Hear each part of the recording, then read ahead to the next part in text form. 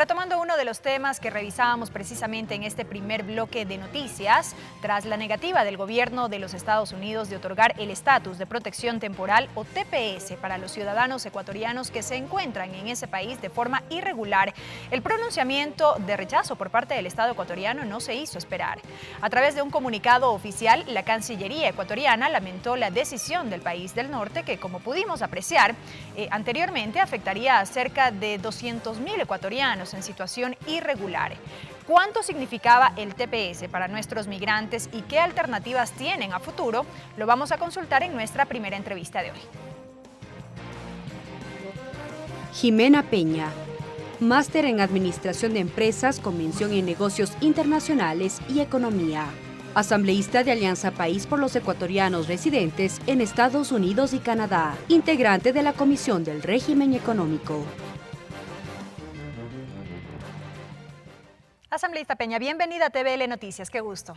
Muchísimas gracias por la invitación. Abordar sin duda un tema de coyuntura y de mucho interés para la comunidad migrante. Esta solicitud que hiciera el Estado ecuatoriano se produjo precisamente en mayo de este año. Recientemente tuvimos esta respuesta que no fue precisamente favorable como se esperaba. ¿Cómo lo asumen?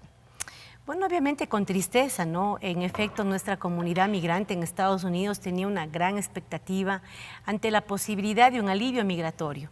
Vivir en las sombras es bastante triste, vivir con el temor permanente de una deportación, de una separación familiar, es el diario vivir de nuestra comunidad. Por eso, cuando nosotros vimos la petición que fue realizada originalmente por 32 congresistas estadounidenses el 2 de mayo, la comunidad ecuatoriana inmediatamente se organizó y comenzó a abogar para que nuestro gobierno también hiciera la petición al gobierno de Estados Unidos, ¿no? Algo que fue analizado de manera profunda. Y pues finalmente el Estado ecuatoriano acoge el pedido de la comunidad en base también a un análisis responsable que se tiene que hacer y finalmente hizo la petición el 18 de mayo. Desde ahí pues obviamente la comunidad ha estado organizada con movilizaciones a Washington, con actividades locales a nivel de varios estados a lo largo y ancho de Estados Unidos.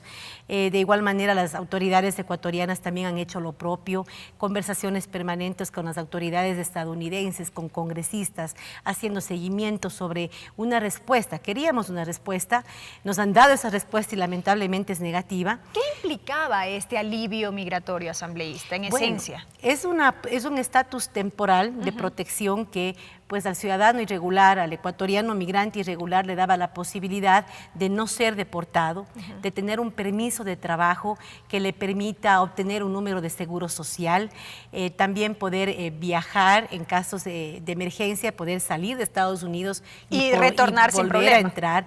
También pues obviamente al tener usted un número de seguro social, un permiso de trabajo, usted puede tener una licencia, es decir, cambia muchísimo las condiciones de vida, puede tener beneficios de salud, es decir... Temporal hasta poder regularizar su situación. Así es un estatus de protección temporal que podría extenderse de 6 a 18 meses con la posibilidad de una renovación.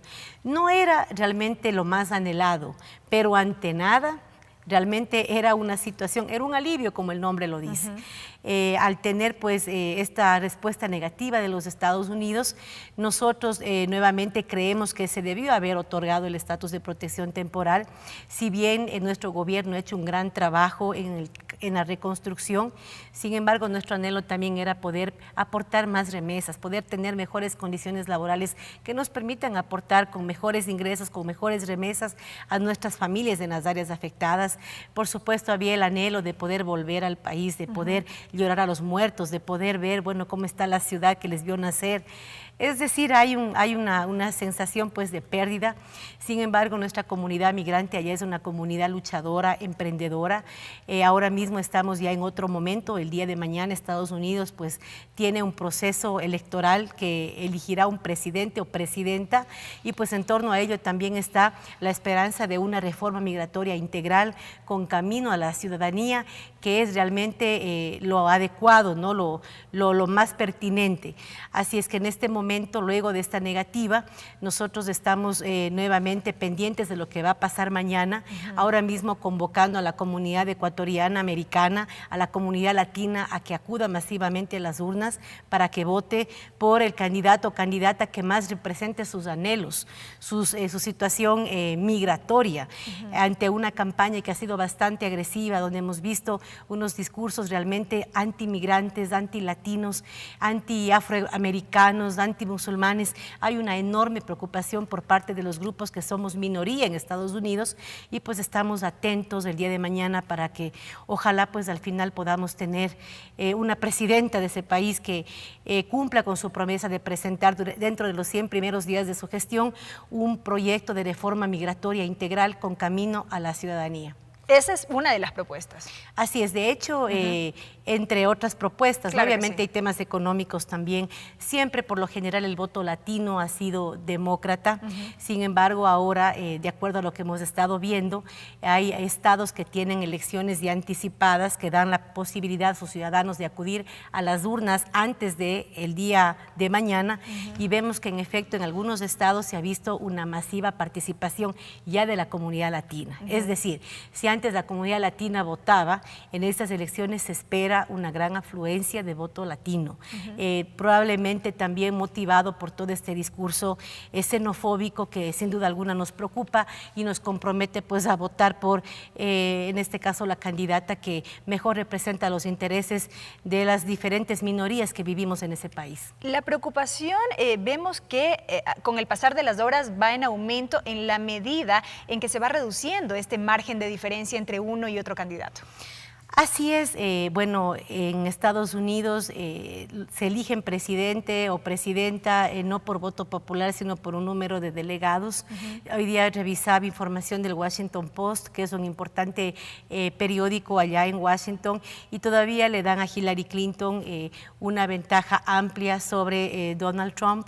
Eso pues obviamente puede cambiar. Yo creo que en esto las elecciones pueden ser impredecibles, sobre todo por aquellos estados que por lo general son indecisos y que no sabemos al final por quién mismo se va a optar. Había un estudio interesante que decía que hay muchos votantes que le da vergüenza a decir yo voto por tal candidato, pese a que a ese candidato ha sido un poco controversial. Dicen que a veces prefieren no decirlo, pero que al final terminan votando por ese candidato. Entonces decían que el voto, en ese sentido, voto oscuro que le llaman, podría beneficiar a Donald Trump. Así es que estamos nosotros nuevamente esperando lo que va a pasar el día de mañana y pues finalmente alertas, pero también totalmente claros de que la lucha por los derechos de la comunidad migrante debe mantenerse, y ahora más que nunca es indispensable la unidad de los líderes latinos para poder luchar por nuestros derechos independientemente de quién llegue al poder. Si es Hillary Clinton, en buena hora; si es Trump, pues tendremos que afrontar esa nueva realidad nuevamente con muchísima organización social, y pues la lucha continúa. Justamente tomando en cuenta eso último que usted acaba de citar, asambleísta Peña, yo le iba a consultar sobre cuál es la lectura que se tiene respecto de las implicaciones en torno a los resultados que puede haber de estas elecciones, de llegar a ganar uno u otro candidato. Y usted ya lo analizaba también, en el caso de Hillary Clinton existe una propuesta o al menos una promesa de campaña en el orden migratorio y demás para avanzar hacia una reforma integral, pero más allá de eso, ¿cuánto puede incidir básicamente en la región, en la comunidad migrante como tal, que uno u otro candidato pueda llegar al poder? Bueno, definitivamente tenemos un candidato que dice pues que va a ser un muro en la frontera. Nosotros sabemos que la migración irregular hacia Estados Unidos lamentablemente todavía existe. Muchos países centroamericanos ven decenas de sus ciudadanos partir de manera diaria hacia la frontera con Estados Unidos, y es pues alarmante de que se quiera hacer un muro a estas alturas de, digamos, en este momento siglo de la humanidad. Además se habla de deportaciones, claro que sí, y eso obviamente preocupa a los ecuatorianos y ecuatorianas irregulares que vivimos allá. Y en términos, por ejemplo, económicos, en cuanto a relaciones bilaterales de Estados Unidos-Ecuador. Bueno, en ese sentido, yo creería que Hillary Clinton probablemente puede mantener un status quo, ¿no? Recordemos que es demócrata, tenemos 8 años de administración demócrata, yo creería en ese sentido que probablemente las relaciones de ser Hillary Clinton se mantengan. En caso de ser Donald Trump, la verdad es un poco impredecible, creo que nadie sabe exactamente lo que podría hacer si llega a ser presidente, pero lo que más nos preocupa a nosotros es el tema de las deportaciones y la separación de familias. Decían pues un dato que dio Hillary Clinton durante uno de los debates, que 4 millones de niños nacidos en Estados Unidos tienen padres irregulares, es decir, que los padres de estos 4 millones de niños estadounidenses podrían ser deportados de llegar Donald Trump a la presidencia. Eso es algo que nos preocupa enormemente, ¿no? No quisiéramos que se separen las familias, que hayan políticas de persecución, y pues eso realmente es lo más doloroso de toda esta situación que estamos viviendo ante un discurso que se aleja muchísimo de los principios de ese país, diría yo. Pero ¿cómo es que ese discurso precisamente ha ido calando? ¿Cómo se entiende eso cuando decimos que se trata precisamente de un discurso xenófobo, racista y demás, discriminatorio? Bueno, se apela mucho al sentimiento nacionalista digamos, de los blancos en Estados Unidos.